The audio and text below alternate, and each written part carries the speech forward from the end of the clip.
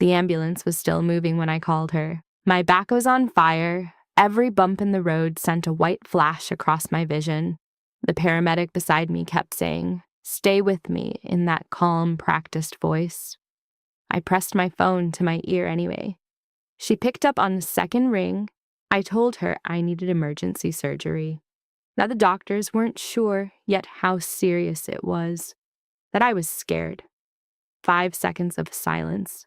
Then, "Does this affect your ability to help Petra move next weekend? She just signed a lease in Hyde Park."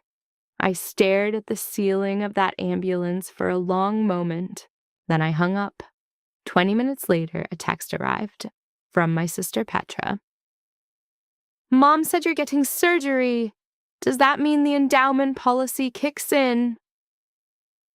She sent nothing else. No follow-up, no call. Just that one question sitting there on my screen, like she was asking about a bank transfer, not her sister's life. My name is Adeline Mercer. I'm 29 years old. And that text message was the moment I finally understood what my grandmother Eugenia had spent 17 years quietly building, not just for me, but against them. What they didn't know was that she had already made it impossible for them to touch a single dollar, and I was about to find out exactly how. Before I tell you what happened next, please take a moment to like and subscribe, but only if you genuinely enjoy this story. I'd love to know where you're watching from and what time it is there. Drop a comment below. Now let me take you back to where it all started. I grew up in Cincinnati, Ohio. Not the glamorous part, not the riverfront condos or the Rookwood neighborhood with the wide porches and the old oak trees. We lived in a subdivision in Anderson Township, one of those neighborhoods where every house looks almost identical, where the lawns are kept just neat enough to signal respectability, and where nobody talks about money directly, but everyone is always, always keeping score. There were 4 of us. My father, Howard, worked as a structural engineer at a mid-sized firm downtown. My mother, Sylvia, managed accounts at a private wealth advisory company. She understood numbers the way other people understand music, instinctively, effortlessly, and with complete emotional detachment. My sister Petra was 2 years older than me. And then there was me, Adeline, the younger one, the quieter one, the one who learned early that in this house, being quiet was the only way to survive. From the outside, we looked like a normal family. Holiday cards, church at Christmas, a clean minivan in the driveway. But families are never what they look like from the outside. Anyone who has lived inside a wrong one knows that. The pattern started early, so early that for a long time, I thought it was just how families worked.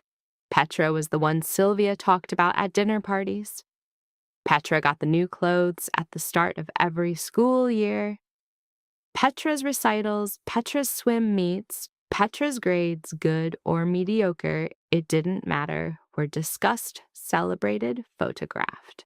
When Petra was 14, my parents enrolled her in a private prep school across town. Cincinnati Country Day School. Tuition, $32,000 a year. When I asked about transferring too, Sylvia looked at me the way she looked at an unnecessary expense on a budget spreadsheet. "You're doing fine where you are," she said. "Petra needs more structure. You're more self-sufficient." I was 13 years old. I didn't know yet that self-sufficient was just another way of saying, "We've decided not to invest in you." So I stayed at the public school. I studied harder than anyone I knew. I joined every club that didn't cost money.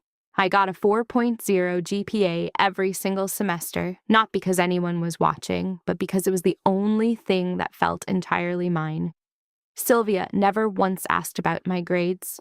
Howard occasionally nodded when I mentioned them, then turned back to the television. The contrast was never subtle. It was deliberate. For Petra's 16th birthday, my parents rented out the private dining room at a restaurant called Orchids at Palm Court, one of the most expensive places in the city. 40 guests, a cake flown in from a bakery in Columbus, a pearl bracelet from Sylvia's own jewelry box passed down with ceremony, with photographs with tears. For my 16th birthday, we had dinner at home.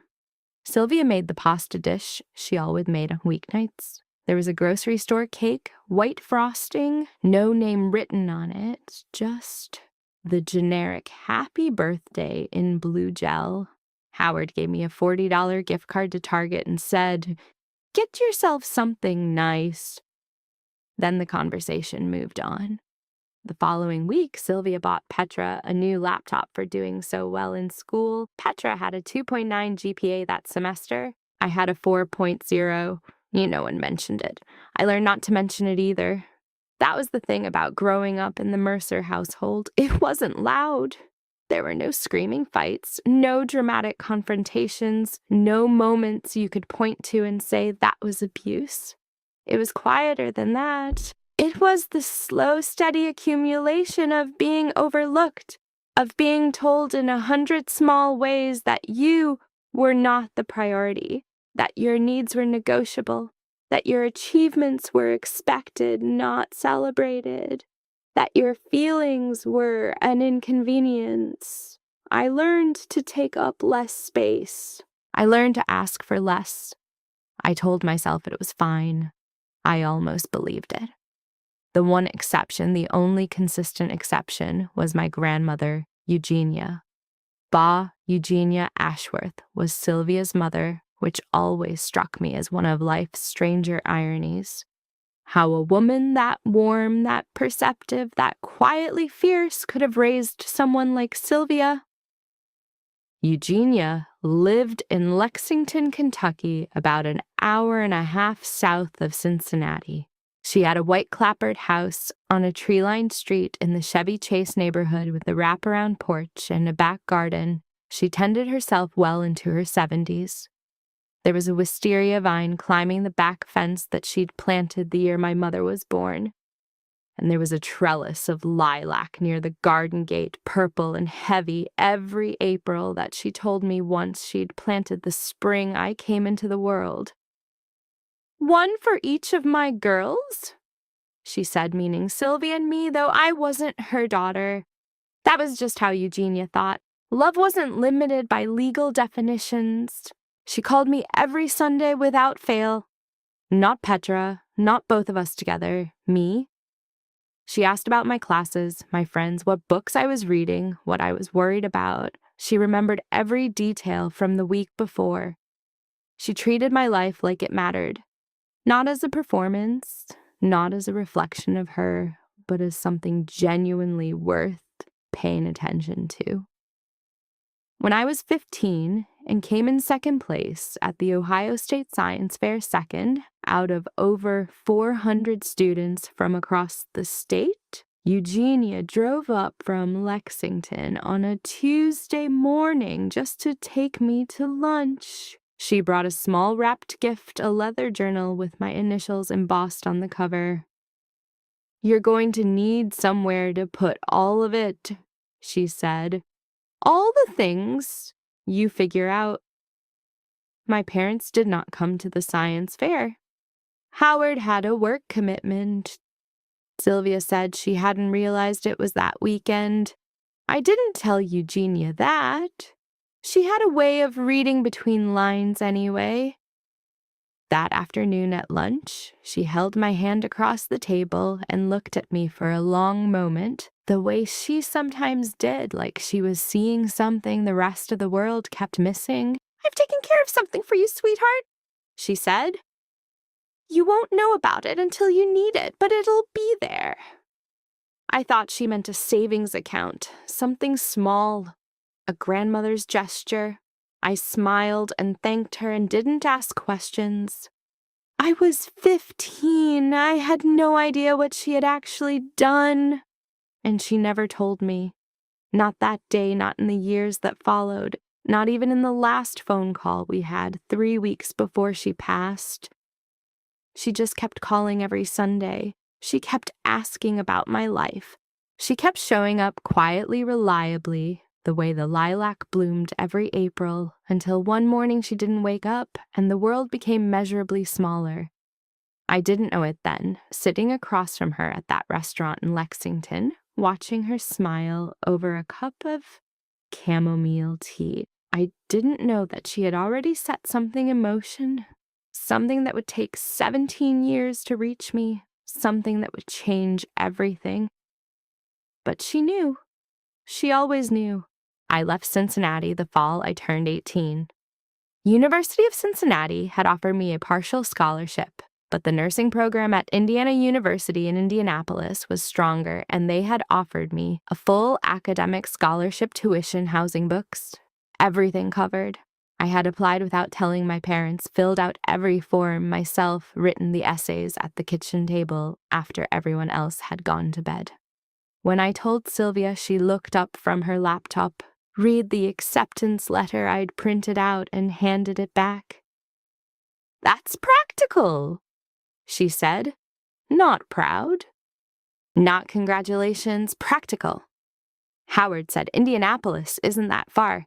You can come back for holidays." That was the send-off. No dinner, no celebration, no photograph. 3 weeks later, when Petra decided, after 2 years of insisting she wanted to study communications, to transfer to a private university in Chicago, my parents spent an entire weekend helping her move. They rented a van. They bought her new furniture from Pottery Barn. Sylvia cried at the goodbye. I drove myself to Indianapolis in a 10-year-old Honda Civic with 2 suitcases and a box of books. I told myself it was fine. College was the first place I had ever felt like I was allowed to exist at full volume. My professors noticed me. My study group relied on me. I was good at this, genuinely, measurably good, and for the first time in my life, the people around me could see it without being prompted. I worked nights at the university hospital as a patient care technician to cover my living expenses. I studied during every spare hour.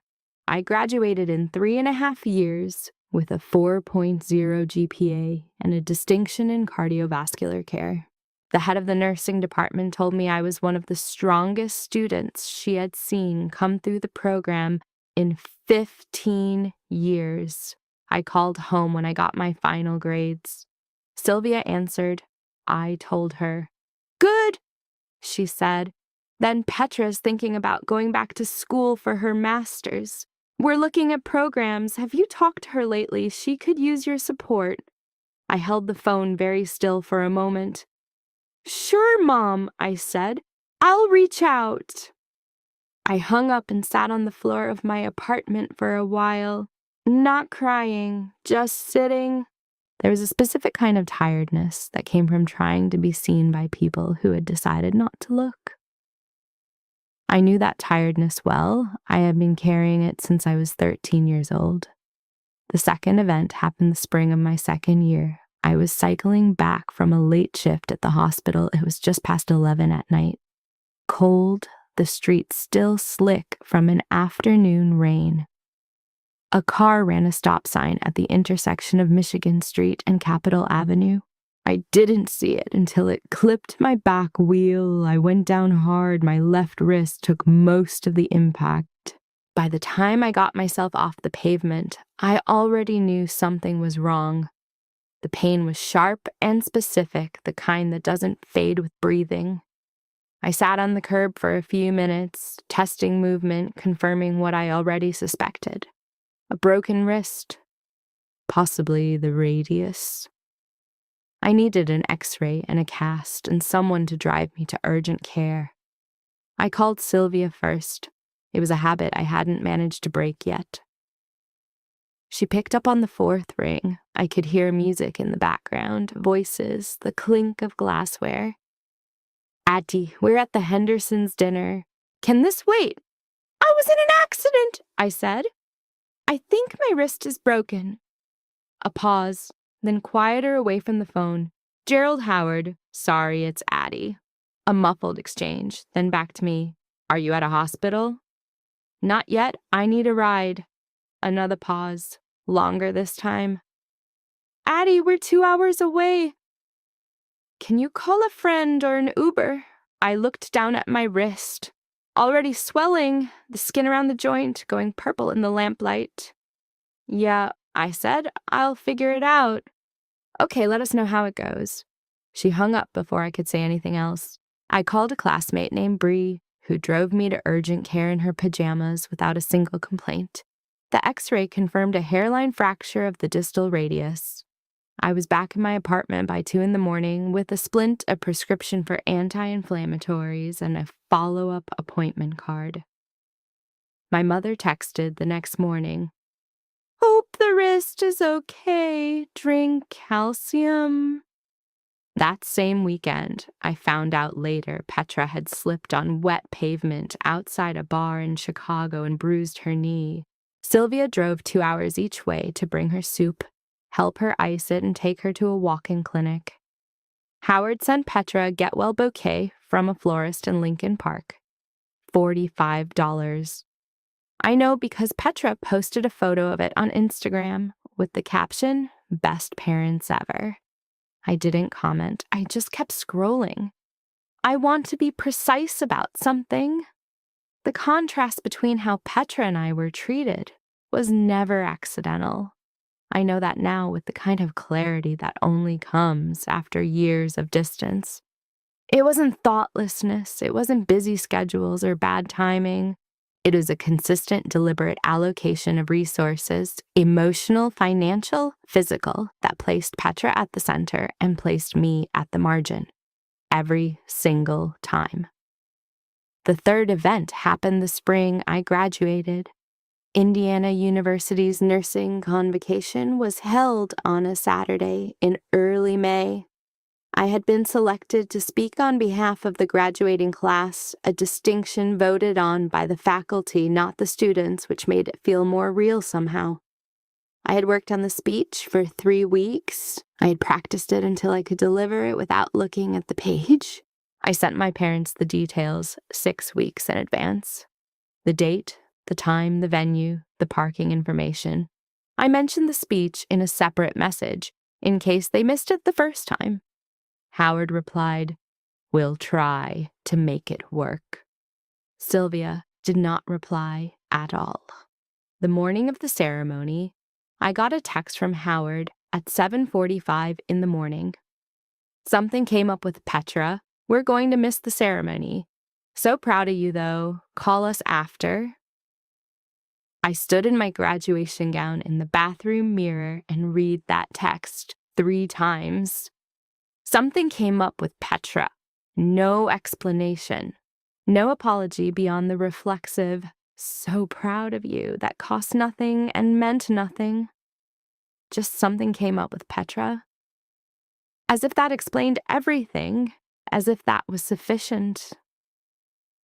I put my phone face down on the bathroom counter. I walked out to the auditorium. I delivered my speech to 400 people. My voice didn't shake once. Eugenia was in the 3rd row. She had driven up from Lexington the night before and checked into a hotel so she wouldn't be late. She was wearing a pale blue dress and a strand of pearls. And when I stepped up to the podium and found her face in the crowd, she pressed both hands to her heart. She was the only one who came. But the way she looked at me from that 3rd row made it feel like the auditorium was full. Afterward, over lunch at a restaurant near campus, she reached across the table and squeezed my hand. "They missed something extraordinary today," she said simply. "That's their loss, not yours." I nodded. I didn't trust my voice enough to say anything back. She paid for lunch. She drove me back to my apartment and helped me carry a box of books upstairs. Before she left, she stood in my doorway for a moment, looking at me with that same expression she'd had at the science fair all those years ago, like she was reading something no one else could see. "I need you," to promise me something, she said. What? That you'll keep going. No matter what they do or don't do, you keep going, I promised. I didn't know yet that it was the last time I would see her standing up. 8 months later, she would be gone. And the things she had quietly built for me, the things she had never fully explained, would be the only part of her I had left. The worst part wasn't losing her. The worst part was what happened the week after the funeral. Eugenia passed on a Tuesday in November. She went in her sleep in her own bed in the house on Chevy Chase Boulevard in Lexington. The neighbor who checked on her every morning found her at 8:15. The coroner said it was cardiac arrest, quick, painless, no warning. I like to believe that. I need to believe that. That the last thing she felt was the warmth of her own blankets and not the cold of a hospital room. I was in Durham when Caleb knocked on my apartment door to tell me. He had seen the missed calls on my phone while I was in the shower and knew from my face when I came out that something had happened. He sat with me on the kitchen floor for 2 hours while I cried in a way I hadn't cried since I was a child, the ugly, airless kind of grief that has nowhere to go. Eugenia was 73. She had been healthy, sharp, completely herself until the very end. I had spoken to her the Sunday before she died.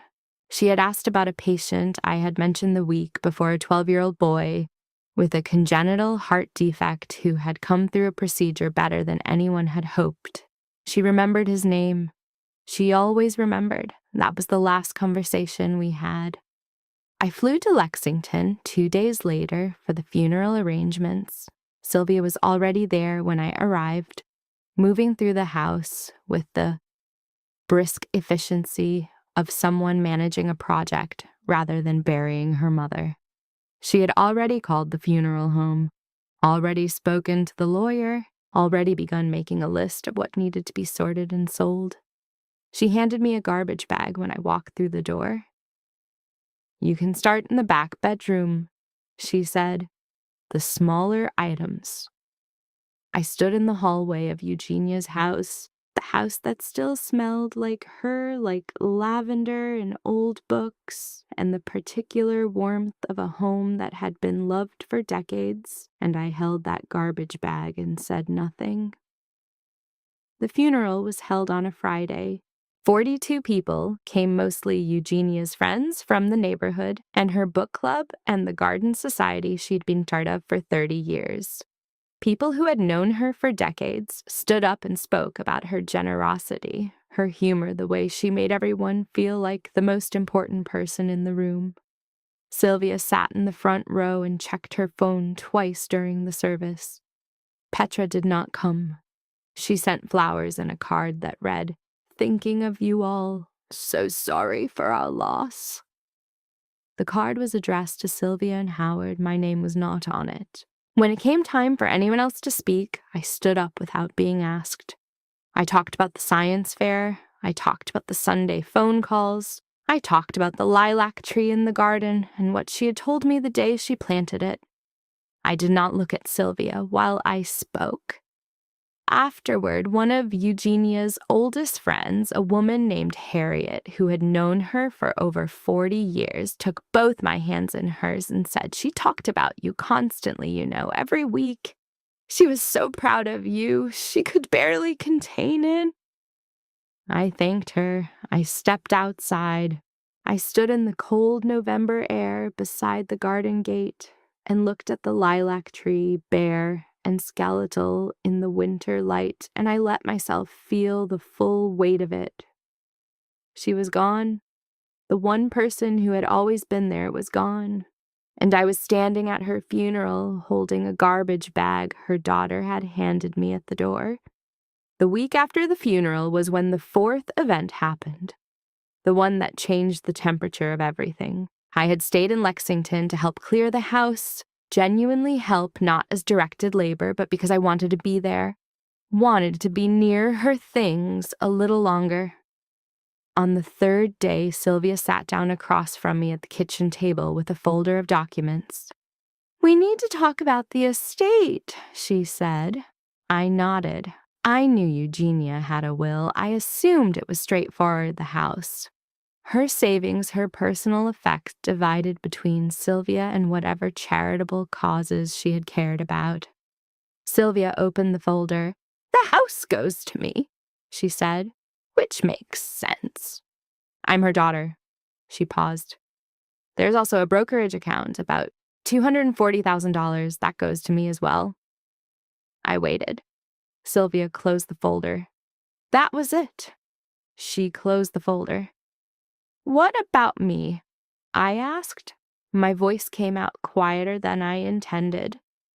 Sylvia looked at me with an expression I can only describe as practiced patience, the look of someone explaining something obvious to someone slow. "You're not in the will, Addie.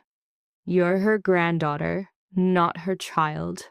These things typically pass to the next of kin." "I know how wills work," I said. "Then you understand." I sat very still. I thought about the Sunday phone calls. I thought about the science fair and the leather journal and the lunch in Lexington and Eugenia pressing both hands to her heart from the third row. I thought about everything she had been to me and everything Sylvia had not been. "She told me she had taken care of something for me," I said, "years ago. She said it would be there when I needed it." Sylvia's expression didn't change. Not quite. But something moved behind her eyes, a flicker of something that was gone before I could name it. "I don't know what she told you," Sylvia said carefully, "but it's not in the will." She stood up and picked up the folder, and that was the end of the conversation. I drove back to Durham 2 days later. I sat in my apartment and looked at the walls for a long time. I thought about what Eugenia had said. "I took care of something for you. It'll be there when you need it." She had been precise with her words. She had always been precise. Something, not someone, not a conversation. Something concrete. Something that existed outside of a will. I didn't know what it was. I didn't know where to look. And with Sylvia controlling the estate, I had no obvious way to find out. I told myself to let it go. I threw myself back into work. I picked up extra shifts. I focused on the things I could control: my patience, my skills, the slow, steady accumulation of a life I was building entirely on my own. 6 months passed, then 8, then a year, and then on an otherwise ordinary Tuesday afternoon in September, I came home from a double shift to find a voicemail on my phone from a number I didn't recognize. A Lexington area code. I almost deleted it. The message was from a man named Edmund Grayson. He said he was an attorney. He said he had represented Eugenia Ashworth for over 20 years. He said he had been trying to reach me through several channels and apologized for the delay. He said there was a matter related to Eugenia's estate that required my attention at my earliest convenience. He said it was time sensitive. He said, "Miss Mercer, your grandmother left specific instructions about when this information should be shared with you. I believe you'll understand her reasoning once we speak." I sat on the edge of my bed and listened to that message 3 times, then I called him back. "But before I tell you what Edmund Grayson said, I need to tell you about the surgery. Because the two things arrive together in the same season, and you cannot understand one without the other." The pain started in the spring, not dramatically, not all at once. It began as a dull pressure at the base of my spine, the kind of ache that a 12-hour shift on a cardiac ward will produce in almost anyone. I ignored it the way nurses always ignore their own symptoms. We are, as a profession, the worst patients in any hospital. We know exactly enough to rationalize everything and act on nothing. By April, the pressure had become something sharper.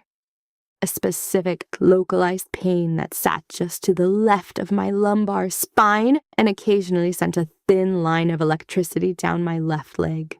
I started noticing it when I sat for long periods. Then when I stood for long periods. Then when I did neither, just lying still in the dark of my apartment at 2 a.m. awake when I should have been asleep.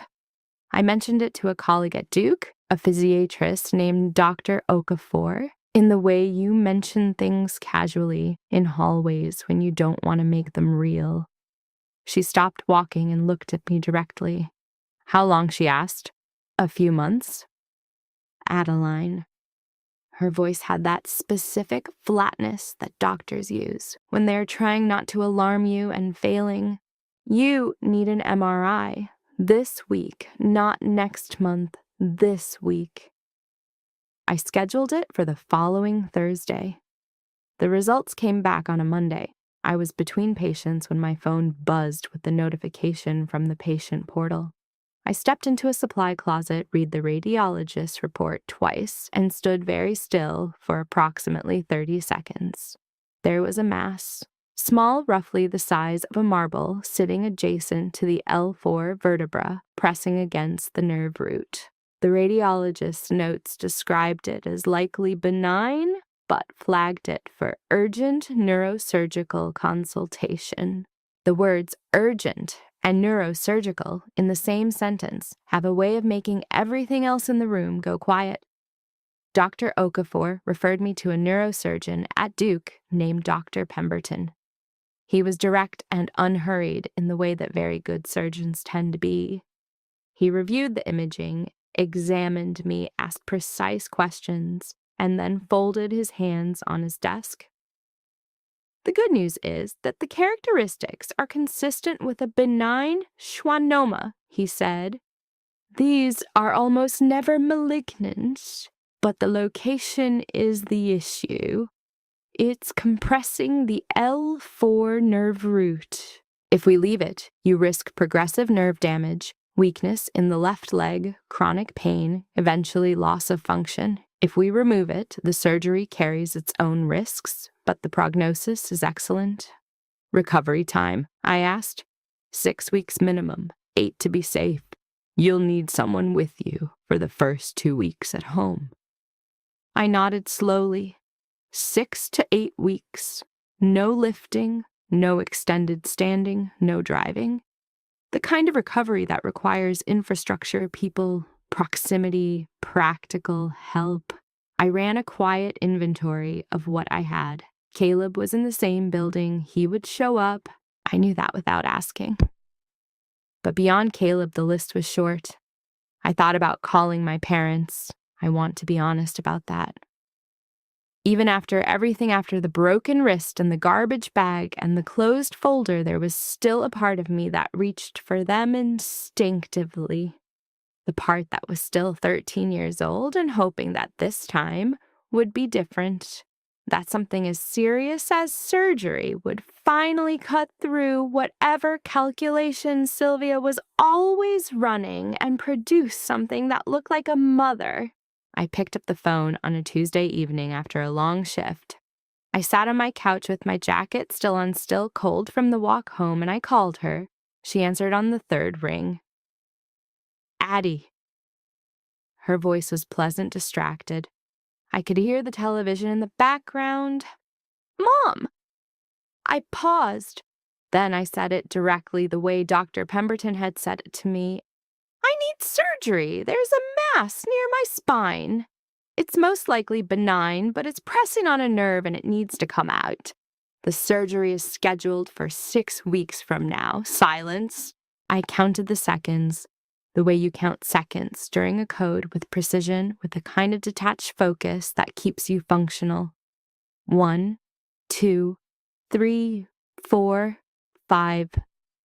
Does this affect your ability to help Petra move next weekend? Sylvia said. She just signed a lease in Hyde Park. The television kept going in the background. Some laugh track show, cheerful and completely indifferent. No, Mom, I said. The surgery isn't for 6 weeks. I can't help Petra move regardless because I'm in Durham and she's in Chicago, but the surgery isn't the issue right now. Right. Of course. A brief pause, the sound of shifting settling. Well, keep us posted. That was it. I held the phone in my lap for a moment after she hung up. The apartment was very quiet. Outside, Durham was doing what Durham does in autumn, the light going amber and low, the air carrying that particular smell of dry leaves and cooling concrete. I watched the window for a while. Then I called Howard. Howard picked up on the second ring. I heard road noise. He was in the car. Addie, hey, your mother and I are in the middle of something. Can this wait? I have surgery scheduled, Dad. I wanted to tell you. A pause. The road noise continued. Surgery for what? A mass near my spine? It's benign, most likely, but I need the procedure. Huh. Another pause. Well, you're a medical professional. You're in good hands, right? I'm the patient, Dad, not the surgeon. Right. Listen, I'll call you back this weekend, okay? We're heading to Petra's place for dinner. Sure, I said. He hung up. I set my phone on the coffee table. I sat back and looked at the ceiling. There was a thin crack running from the light fixture toward the far wall. I had noticed it when I moved in and kept meaning to mention it to the building manager. I had never mentioned it. Some things you just learn to see without acting on. My phone buzzed 20 minutes later, a text from Petra.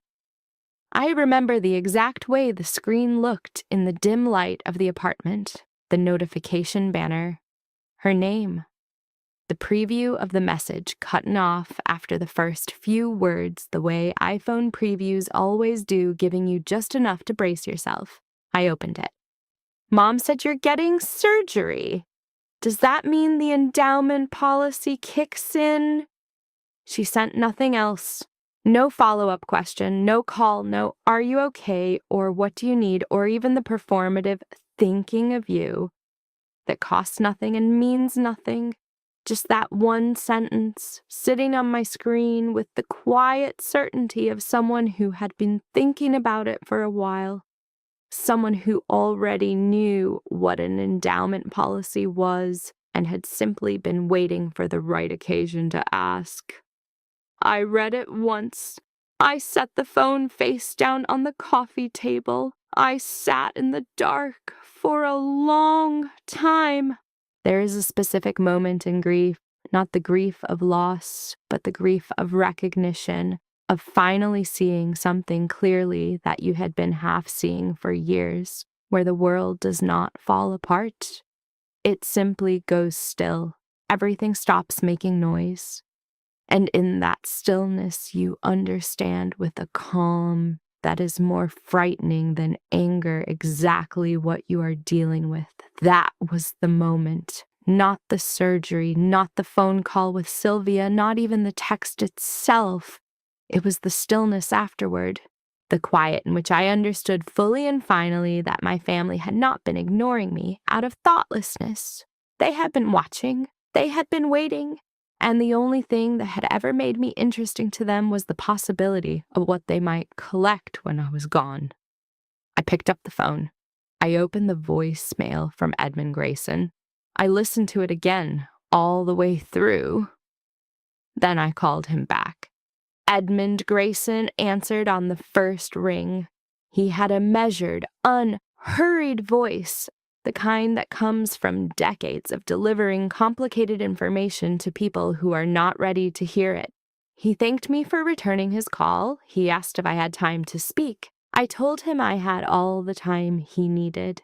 He began by explaining that he had represented Eugenia Ashworth since the early 2000s, over 20 years. He said that Eugenia had been meticulous about her affairs, that she had updated her documents regularly, and that she had left very specific instructions about when certain information was to be shared with me. She asked me to wait, he said, not indefinitely. She had a condition in mind. She said, and I'm reading directly from her instructions here, share this with Adeline when she needs it most. She will know when that is. And if she doesn't know yet, wait until she calls. I pressed my hand flat against the kitchen counter to steady myself. I'm calling, I said. I know, he said gently, and I'm glad you did. He then explained the structure of what Eugenia had set up. 17 years ago, when I was 12 years old, Eugenia had purchased an endowment life insurance policy through a private insurer in Kentucky. The policy named me Adeline Rose Mercer as the sole insured and the sole beneficiary. The face value of the policy at maturity was $1,200,000. The maturity date was my 30th birthday. I turned 30 in 4 months. I sat down on the kitchen floor, not dramatically. My legs simply decided that standing was no longer the appropriate response to what I was hearing, Edmund continued. He explained the structure carefully, the way he had clearly explained it many times before, to people sitting on floors. The endowment policy functioned as both insurance and investment. Eugenia had paid the premiums herself every year without exception from the day she took it out until the day she died. After her death, the policy had continued automatically, the premiums drawn from a small separate account she had established specifically for that purpose, funded precisely enough to carry it to maturity. She had thought of everything. She had planned for her own death. She had made sure nothing would interrupt it. There is one additional provision, Edmund said. Your grandmother added it herself approximately 8 years ago during one of her annual reviews. He paused. She specified that in the event of your death, prior to the maturity date, the policy benefit would not transfer to any member of the Mercer family. It would pass entirely to a charitable foundation of her choosing the Lexington Children's Literacy Fund. No exceptions, no contestation pathway. The language is unambiguous. I stared at the kitchen tile. She knew, I said. It wasn't a question. She was a very perceptive woman, Edmund said carefully. I thought about Sylvia closing that folder at the kitchen table. That flicker behind her eyes when I mentioned what Eugenia had told me. The careful way she had said, I don't know what she told you, but it's not in the will. She had been right. It wasn't in the will. It was somewhere Sylvia had never thought to look, or had looked and found nothing because Edmund Grayson had kept Eugenia's instructions in a separate file in a Lexington law office for 17 years waiting for me to call. Does my mother know about this policy? I asked. A brief pause.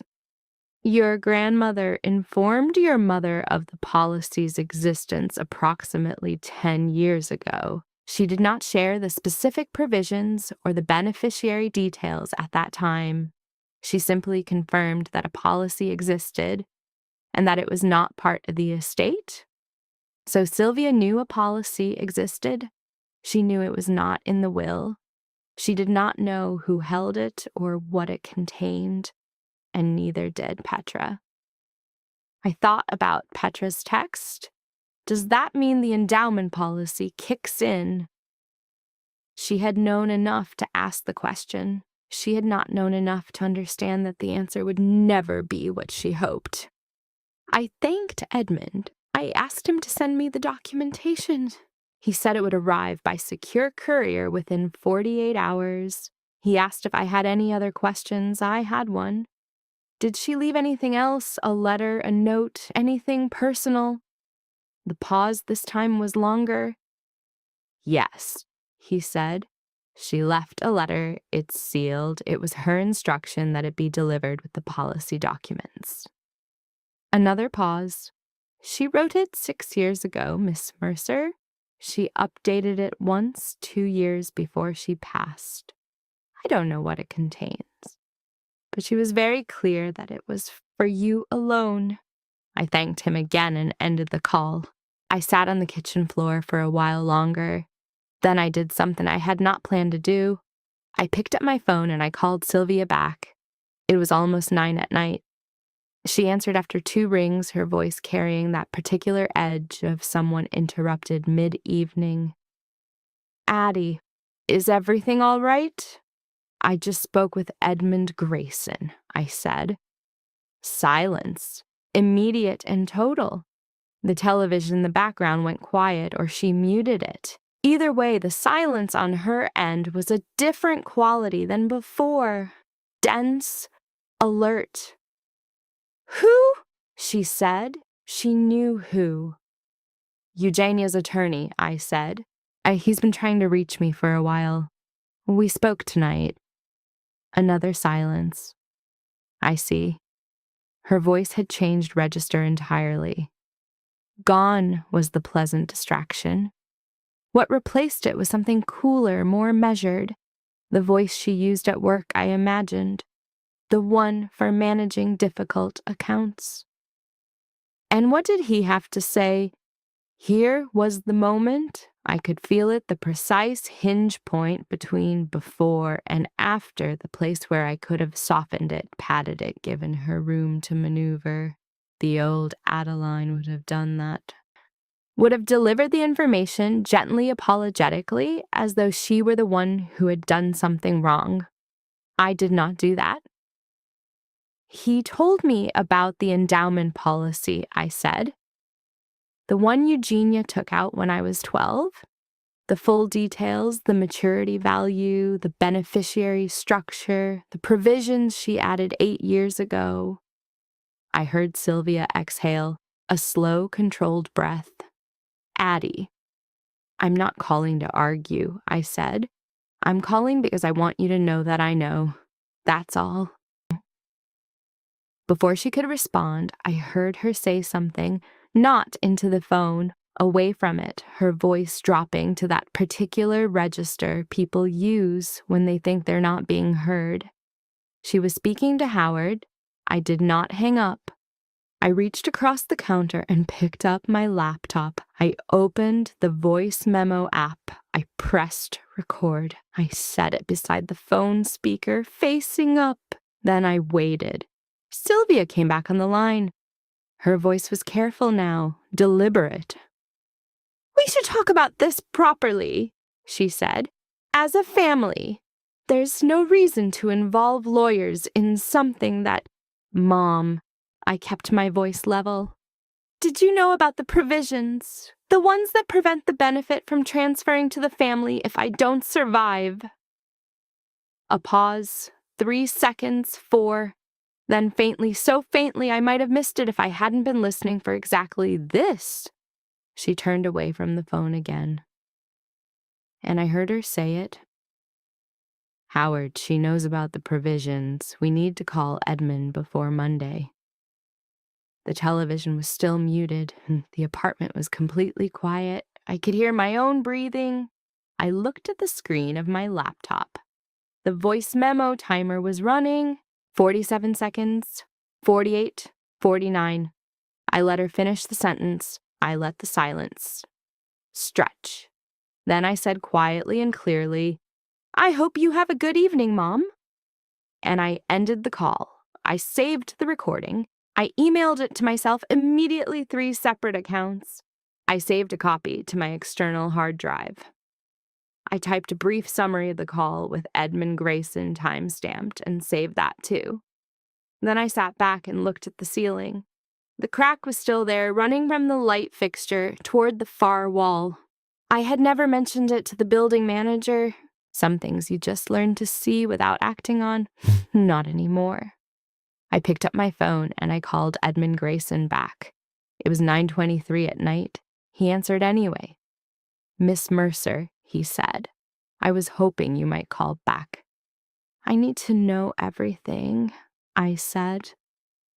Everything my grandmother left? The letter, the provisions, all of it. And I need to know what my rights are if anyone tries to challenge this. A pause. Then, and I could hear the quiet satisfaction in his voice.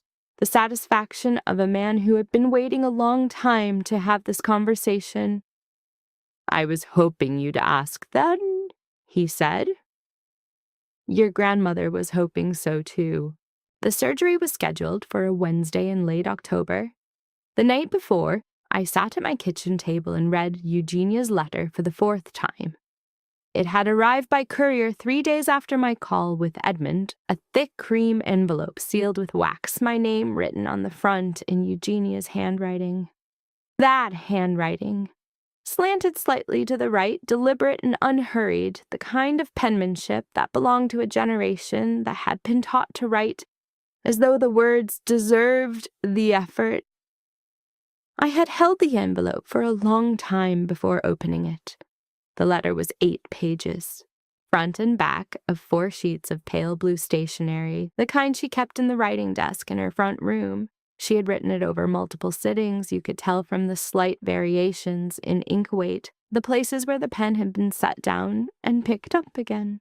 She had written the first draft 6 years ago and updated it 2 years before she died, adding 3 pages in a slightly different shade of blue.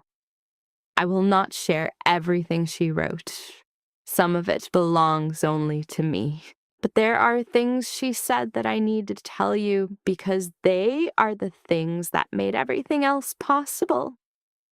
She wrote about what she had watched over the years, not in anger. That was the thing that undid me the most. There was no bitterness in the letter, no score settling, no indictment, just the quiet, precise observations of a woman who had loved me enough to pay attention. She described the science fair. She described my graduation. She described the Sunday phone calls and what I had told her and what I had not told her and what she had understood anyway from the silences between. She wrote, I have watched you make yourself smaller for people who never deserved the space you gave them. I want you to know that I saw it every time. And I want you to know that the smallness was never true. It was just a thing you learned to perform. The real you, the one who showed up to that auditorium and delivered that speech with your whole chest, that is who you have always been. She wrote about the policy. She explained her reasoning plainly. She had seen early on that Sylvia's relationship with money was not healthy, that she had come to see people primarily in terms of what they could produce or provide. She had tried for years to address it directly. She had failed. So she had done the next best thing. She had made sure that I would be protected regardless of what Sylvia decided to do or not do. She wrote, I added the provision about the charitable transfer 8 years ago after a conversation with your mother that I will not detail here. What I will tell you is that after that conversation, I understood with complete clarity that the people who should have been your soft place to fall had instead been calculating the distance. I made sure that calculation would cost them everything. She did not explain what the conversation with Sylvia had contained. She didn't need to. I thought about Petra's text. I thought about Sylvia's voice saying we need to call Edmund before Monday. I thought about a flicker behind careful eyes at a kitchen table in Lexington. I understood enough. The last page of the letter, the final edition, written 2 years before she died, was shorter than the rest. Just 1 paragraph. But I have read it so many times since that I could write it from memory. She wrote, the lilac by the gate blooms every April without being asked. It does not need permission. It does not need an audience. It simply blooms because that is what it is made to do. That is you, Adeline. That has always been you. Don't let anyone convince you otherwise. And don't let them have one single cent. I folded the letter. I put it back in the cream envelope. I set it on the kitchen table and looked at it for a long time. Then I went to bed because I had surgery in the morning. Caleb drove me to Duke at 5:45 in the morning. It was still dark. He brought 2 coffees, even though I wasn't allowed to drink mine. He said it seemed wrong to show up to a hospital without coffee. And he sat in the waiting room for the entire 8 hours without being asked, without complaint, without once texting me to ask how much longer. When I came out of recovery, groggy and slow, the first face I saw was his. "How do you feel?" he asked. "Like someone rearranged my spine," I said. "Accurate," he said. "Dr. Pemberton says it went perfectly. The mass is out, clean margins. Pathology will confirm, but he's not worried." I closed my eyes. Clean margins. 2 words that carry the weight of everything. That same evening, while I was lying in a recovery room at Duke University Hospital, running on anesthesia and relief and the particular exhaustion of a body that has been through something significant, Petra posted a story on Instagram. Caleb saw it. He didn't show me until 3 days later when I was home and steadier. It was a video from a restaurant. Orchids at Palm Court in Cincinnati. The whole table visible. Sylvia, Howard, Petra, and 2 of Petra's friends I didn't recognize. Candles, wine glasses. Someone had ordered the tasting menu. The caption read, "Celebrating hard work and family. So grateful for these people." Caleb watched my face when I looked at it. "You okay?" he asked. "Yes," I said, and I meant it, not in the way I used to mean it. The followed an automatic yes that meant I am choosing not to feel this right now. I meant it genuinely because something had changed. The post didn't land the way it would have before. It didn't produce the old familiar ache of being outside looking in. It produced something quieter, something closer to clarity.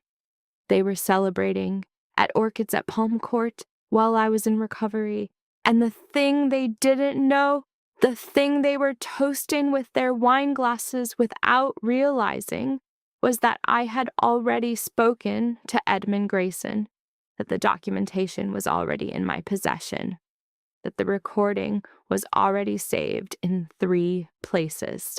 That in 4 months, on my 30th birthday, $1,200,000 would transfer into an account in my name, and there was nothing, not a lawyer, not a clause, not a single conversation at a candlelit table that could stop it. I handed the phone back to Caleb. "She posted that on purpose," I said. "Probably," he said. "She wanted me to see it." "Probably." I nodded slowly. "Okay." The recovery took 6 weeks. I spent the first 2 in my apartment, largely horizontal, moving carefully between the bed and the couch and the kitchen. Caleb brought groceries every 2 days without being asked. My colleagues at Duke sent a card signed by the entire cardiac unit. Dr. Okafor stopped by twice to check on me off the clock on her own time. My parents called once. It was Howard. He asked how the surgery had gone. I told him it had gone well. He said he was glad. There was a pause in which he might have said more and didn't. I didn't fill it for him. "Take care of yourself," he said. "I will," I said. That was the last time we spoke for a long time. The weeks of recovery gave me something I hadn't had in years: stillness. Enforced medicinal stillness in which there was nothing to do but think. I read Eugenia's letter again. I reread the policy documents Edmund had sent. I spoke with Edmund twice more, long, detailed conversations about what the maturity transfer would look like, what my options were, what steps I should take in the months ahead. I also began to plan. Not revenge. I want to be clear about that.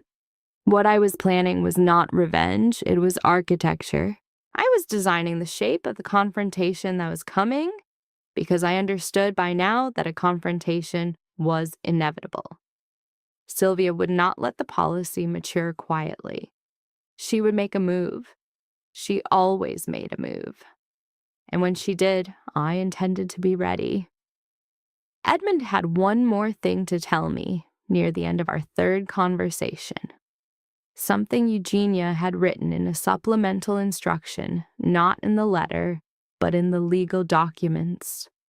a single line added in her own handwriting at the bottom of the page. It read, "When the time comes, make sure Adeline has the recording provision explained to her. She'll know what to do with it." I looked at my laptop sitting open on the kitchen counter, the voice memo app. Still there, the recording still saved. Eugenia had known. Of course she had known. Sylvia made her move 6 weeks before my 30th birthday. I had been expecting it. Not the specific form, I hadn't predicted that, but the fact of it. Sylvia was not a woman who accepted outcomes she hadn't approved. She had managed accounts for 23 years. She understood that the time to act on a financial matter was before it finalized, not after. I had been counting down the weeks the way you count down to a weather event you can see on the radar, but cannot stop. It came on a Thursday morning in the form of a phone call from a number I didn't recognize. A Chicago area code. I answered out of habit. The voice on the other end was male professional clipped. He introduced himself as a representative from a legal firm based in the Loop. He said he was calling on behalf of Sylvia and Howard Mercer. He said they had retained his firm to review the endowment policy issued in my name by Eugenia Ashworth, and that they had reason to believe the policy had been established under circumstances that warranted examination. I sat down at my desk. I kept my voice completely neutral. "What circumstances?" I asked. He used words like undue influence and capacity concerns, and the particular legal phrase that people reach for when they have nothing concrete but want to sound as though they do. He said that given Eugenia's age at the time, certain provisions were added. There were questions about whether her judgment had been fully sound. He said his clients were not seeking to invalidate the policy in its entirety, just to have the provisions reviewed by an independent party. I let him finish. Every word. Then I said, "Please send all future correspondence to Edmund Grayson at Grayson and Associates in Lexington. He is my legal representative in this matter. His contact information is publicly available." A brief pause. "Of course. We'll be in touch." I ended the call. I immediately called Edmund. He was not surprised. He had in fact prepared for this. "Your grandmother anticipated a challenge," he said. "She spent considerable time with me over the years, making the documentation airtight. The capacity argument will not hold." Eugenia was assessed by her personal physician annually. Her cognitive evaluations from the years surrounding the provision additions are on file. There is no medical basis for the claim. "What about the undue influence angle?" "The policy was established when you were 12 years old," Edmund said. "You were a child living in another city. The legal threshold for demonstrating that a 12-year-old exerted undue influence over her grandmother in a financial matter is—" He paused, and I heard something close to dry amusement in his voice. "Considerable. So they have nothing." "They have frustration," Edmund said, "which is not the same thing." I thanked him and ended the call. I sat at my desk for a moment, looking out the window at the Durham skyline, the late afternoon light catching the tops of the buildings downtown. I felt something I hadn't expected to feel: calm. Not the performed calm I had spent years assembling around myself like armor, genuine calm. The kind that comes from knowing exactly where you stand. Then I opened my laptop and I listened to the recording again. I had listened to it perhaps a dozen times since that night in October. Each time I heard something slightly different, not in the words, which did not change, but in what surrounded them. The quality of the silence before Sylvia spoke, the way Howard said nothing at all, the specific texture of two people caught mid-calculation. "Howard, she knows about the provisions. We need to call Edmund before Monday. 11 seconds. From the moment Sylvia turned away from the phone to the moment she came back on the line, I had timed it. 11 seconds in which my mother had confirmed to my father in her own voice that she had known about the provisions all along, that this had not been a discovery for her, that the conversation she had steered us toward, the one about reviewing things as a family, the one designed to sound reasonable while being anything but, had been planned in advance of my call. She had known. Before I called her that evening, she had known what the policy contained. She had known about the charitable transfer provision. She had spent years knowing and saying nothing, waiting for the maturity date to approach close enough that action felt urgent. And in 11 seconds, she had said all of that out loud. On a recording she didn't know existed. I forwarded the file to Edmund that afternoon with a note, "I think it's time to share this." His reply came within the hour. "Agreed, I'll handle it from here." What happened next, I only know in pieces from Edmund's calls, from a conversation with Howard 3 weeks later, and from one source I had not anticipated. Edmund sent the recording to Sylvia's legal team with a formal letter outlining its contents and its implications. He also included, as supporting documentation, the full history of Eugenia's cognitive evaluations, the unbroken record of premium payments, and a notarized copy of Eugenia's supplemental instruction, the one that named the recording provision explicitly in Eugenia's own handwriting 6 years before I had ever made the recording. Eugenia had told Edmund that someday someone would try to challenge the policy. She had told him that the best defense would be evidence of intent. She had written the recording provision, not because she knew I would record a phone call, she couldn't have known that, but because she understood that the truth had a way of surfacing when people felt safe enough to say it out loud. She had built the instruction around that understanding. She had trusted me to find the moment, and I had. The legal challenge was withdrawn within 72 hours of Edmund sending the letter. No phone call from Sylvia, no message from Howard, no acknowledgement of any kind from Petra. The withdrawal came through the firm in Chicago in formal language, citing a decision to pursue alternative dispute resolution, which was legal language for "we have decided to stop." I found out from Edmund on a Tuesday afternoon. I was between patients. I stepped into the same supply closet where I had stood 8 months earlier reading the radiologist's report, and I leaned against the shelving and breathed for a moment. It was over. The challenge was gone. The policy would mature in 3 weeks on my 30th birthday, exactly as Eugenia had planned. That evening, I called Caleb and told him. He was quiet for a moment. "So it's done," he said. "The legal part is done, but not the rest."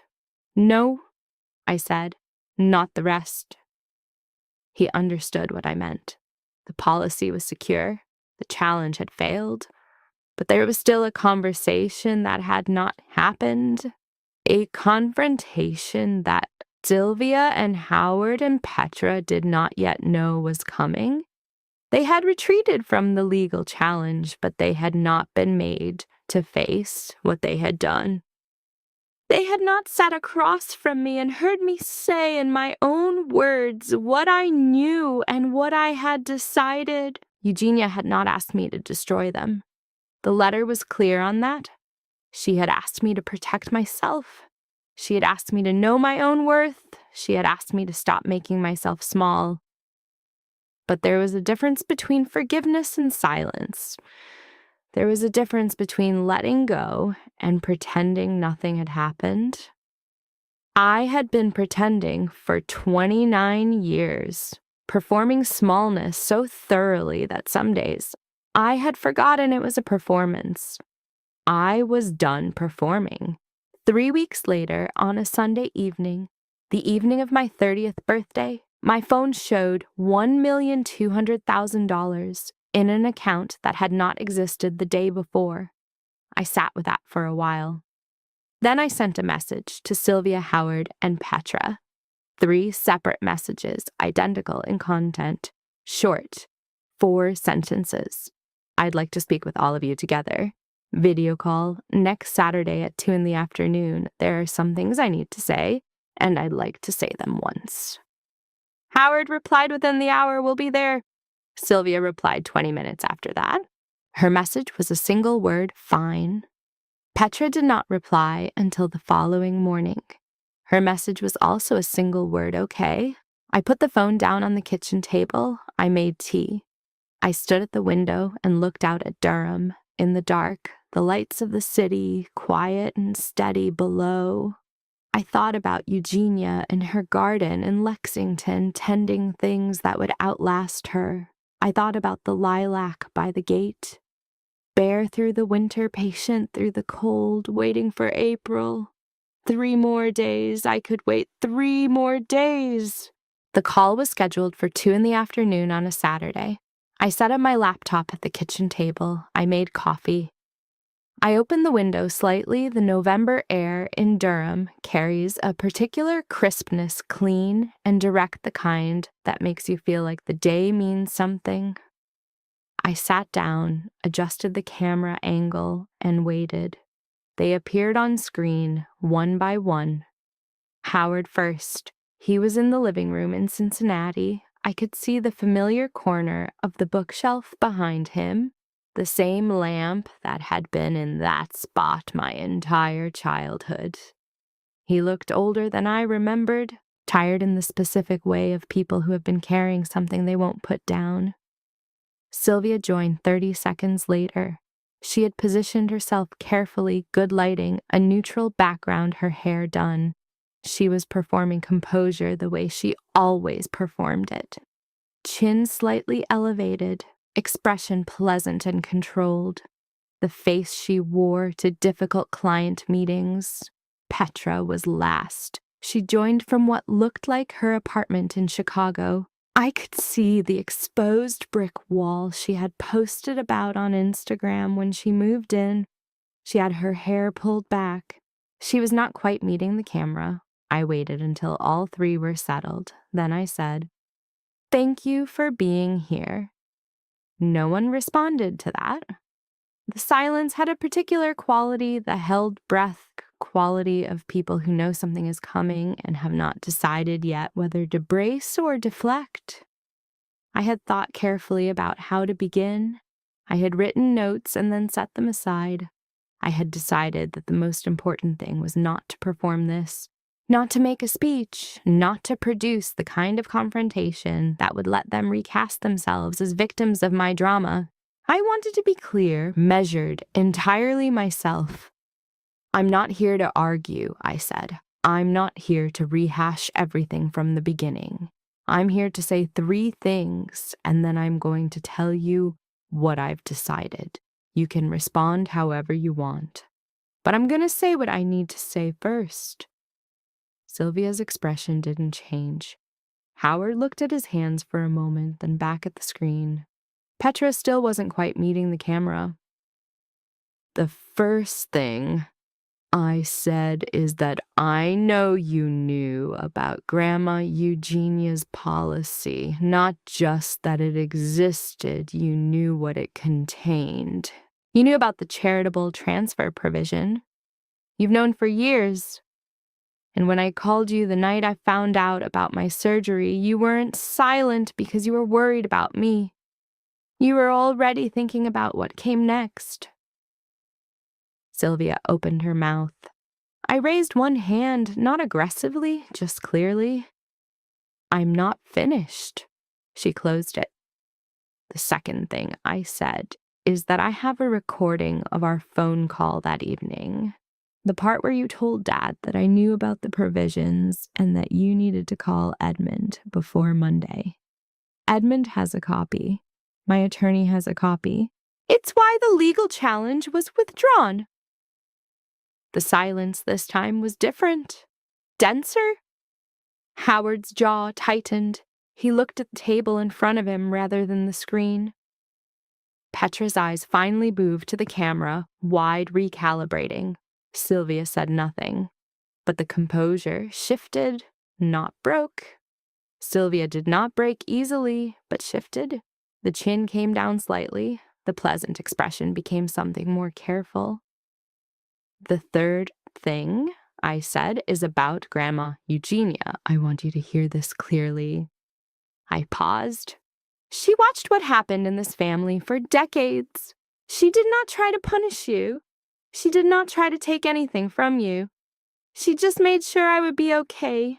That is all she ever tried to do, make sure I would be okay, because she understood that you had decided not to. The room on my end was very quiet. Outside the window, a car passed. The November light was pale and steady through the glass. Howard spoke first. His voice was low, rougher than usual. Addie. He stopped, started again. I always knew about how things were handled. I knew it wasn't fair, he paused. I just never said anything. He said it the way people say things that have been sitting in them for a long time, without preamble, without softening. Just the plain fact of it dropped onto the table between us. I looked at him for a moment. I know, Dad, I said. That's actually worse, not better. Worse. He nodded. He didn't argue. He looked like a man who had known for years that a particular bill was going to come due, and had simply been waiting for the moment it arrived. Sylvia said, I think you're being unfair. I think you're taking something your grandmother built out of her own complicated relationship with me and using it to rewrite our entire history. I'm not rewriting anything, I said. I'm describing what happened. Those are different. You always dramatize things, Addie, even as a child. The broken wrist, I said. She stopped. I called you from the curb after I was hit by a car. You were at a dinner party. You told me to call an Uber. The following weekend, you drove to Chicago because Petra bruised her knee at a bar. I kept my voice level. That's not drama. That's a calendar. Those are two things that happened on 2 weekends in the same month. I'm not interpreting them. I'm just saying them out loud. The composure slipped another degree. Petra said quietly, I didn't know about the wrist. I looked at her. I know you didn't. Mom didn't tell you. I paused. There are a lot of things you don't know, Petra. I'm not angry at you the way I'm angry at them, but I need you to understand that the text you sent me, the one asking whether the endowment policy kicked in, the night I told you I needed surgery, that text told me everything I needed to know about what you all had decided I was worth. Petra's face changed. The defensive set of her jaw softened into something more complicated. The expression of someone confronting an action they had already half known was wrong at the time. I shouldn't have sent that, she said. No, I said. You shouldn't have. A silence, longer than the others. Then I said the thing I had come to say, the thing I had spent 3 weeks deciding how to frame, and had eventually decided to say plainly without architecture. I'm not cutting you off, I said. I want to be clear about that. I'm not doing this to punish anyone. I'm not interested in making anyone suffer. But I am done. I am done being the person in this family who asks for nothing and expects nothing and quietly absorbs whatever is decided about her without comment. I paused. If there is going to be a relationship between us going forward, any kind of relationship, it has to be built on something different than what we've had. I need to be treated like a person whose life matters, not as a budget line, not as a contingency, as a person. Sylvia said, That's not how we've ever Mom. I said it gently, not harshly, just with complete finality. I have a recording. She went silent. I let the silence stand for a moment. Then I said, I'm going to give all of you time to think about what I've said. I'm not asking for an answer today. I'm not asking for anything today. I just needed to say this, and I needed to say it while you were all in the same room so that no one could pretend later that they hadn't heard it. Howard looked at me steadily. I hear you, Addie, he said. I hear you. Sylvia said nothing. Petra said, I hear you, too.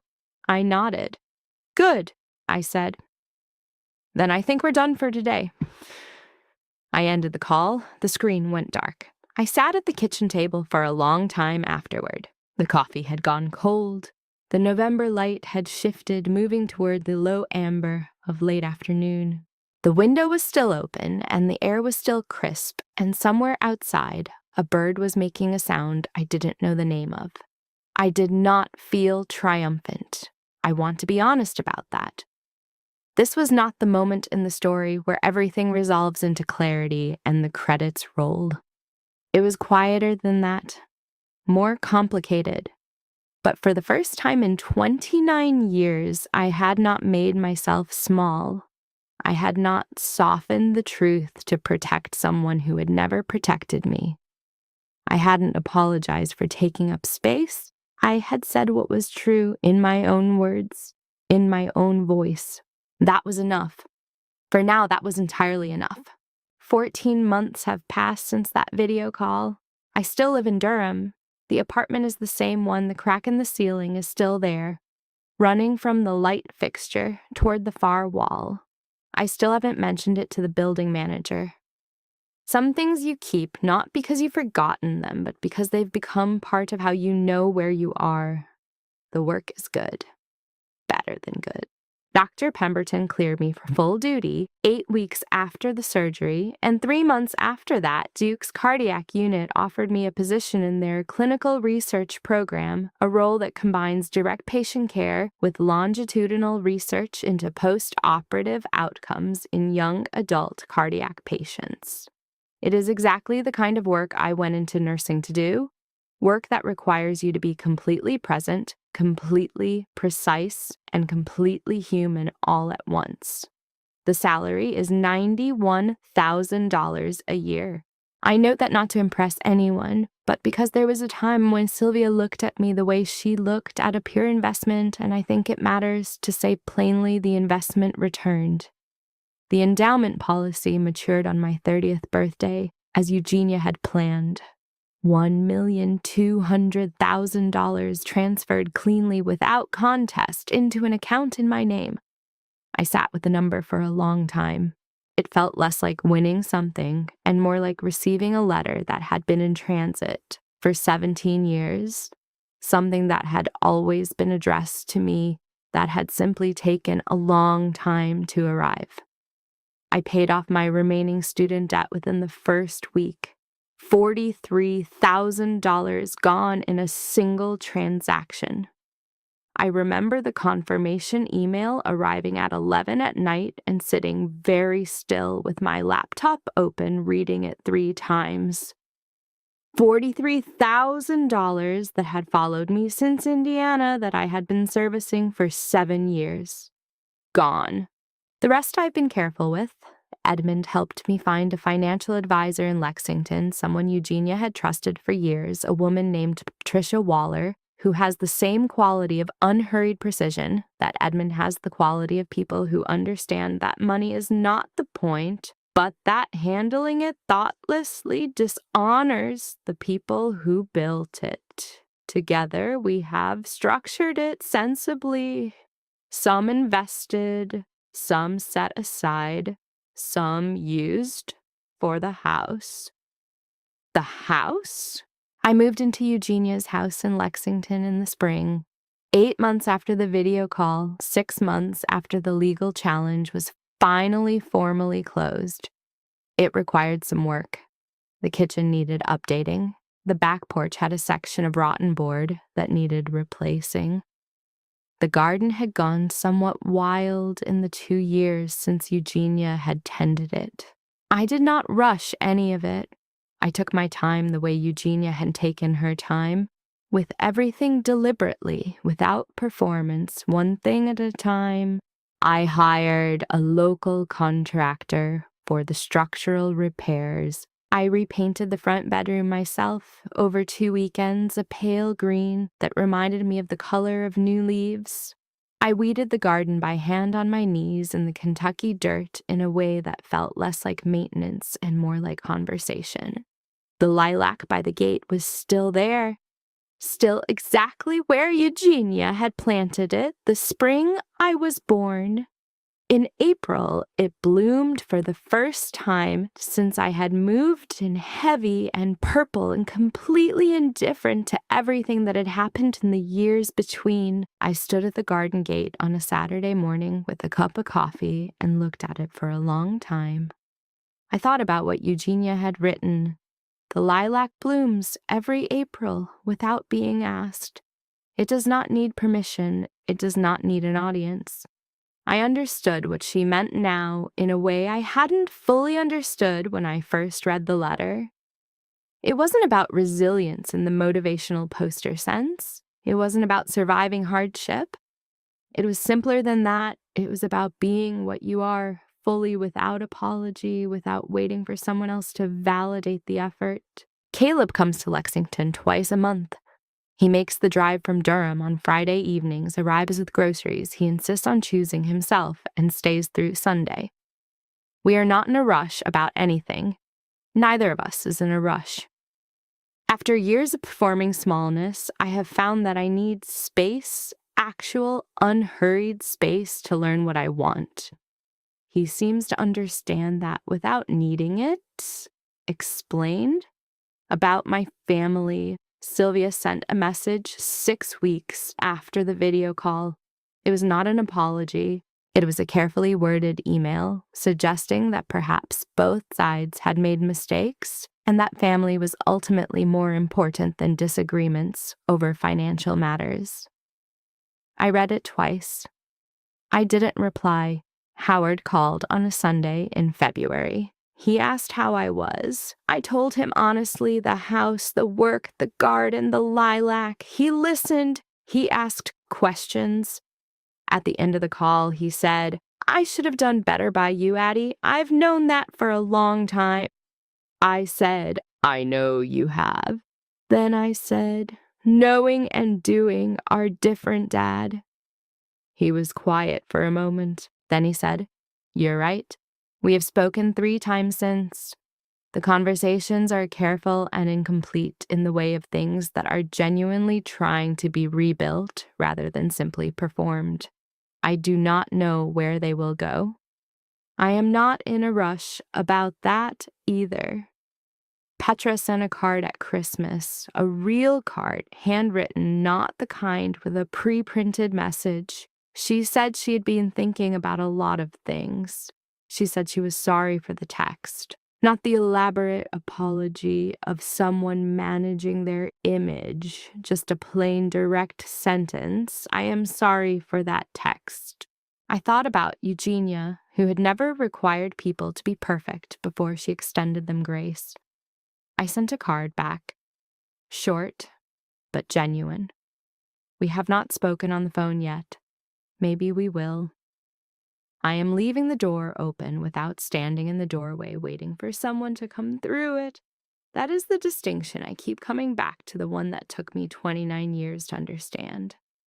There is a difference between open and waiting. I have spent most of my life waiting. Waiting to be seen, waiting to be chosen, waiting for the moment when the people I loved would finally look up from their calculations and notice I was there. I am not waiting anymore. I am simply living. In Eugenia's house, in Eugenia's garden, in a life I have built slowly, imperfectly, entirely on my own terms. The crack in the Durham ceiling, the lilac in the Lexington garden, the recording saved in 3 places, the letter in the cream envelope in the top drawer of the writing desk where Eugenia used to keep her stationery. She is everywhere in this house. In the way the morning light comes through the kitchen window, in the crossword puzzles still folded in the magazine rack by the armchair, in the wisteria on the back fence that has climbed a full foot higher since I arrived, reaching for something I cannot see from where I stand. I think about what she said at that lunch in Lexington the day I graduated, that they had missed something extraordinary, that it was their loss, not mine. She was right. She was always right. It just took me this long to stop grieving the loss on their behalf. Some people will only value you when they think they can profit from you. When you discover that truth, it is not the end of the world. It is the beginning of your freedom. You don't need their presence to heal. You don't need their apology to move forward. You only need the decision made, quietly made, completely, to stop waiting for people who were never coming. Thank you so much for staying with me until the end. If this story resonated with you, please hit that like button and subscribe. I'd love to hear from you. Have you ever had to set a boundary with someone you loved? How did it change your life? Drop your thoughts in the comments. And if you want more stories like this, check out the video in the description. Until next time, take care of yourself. You deserve it.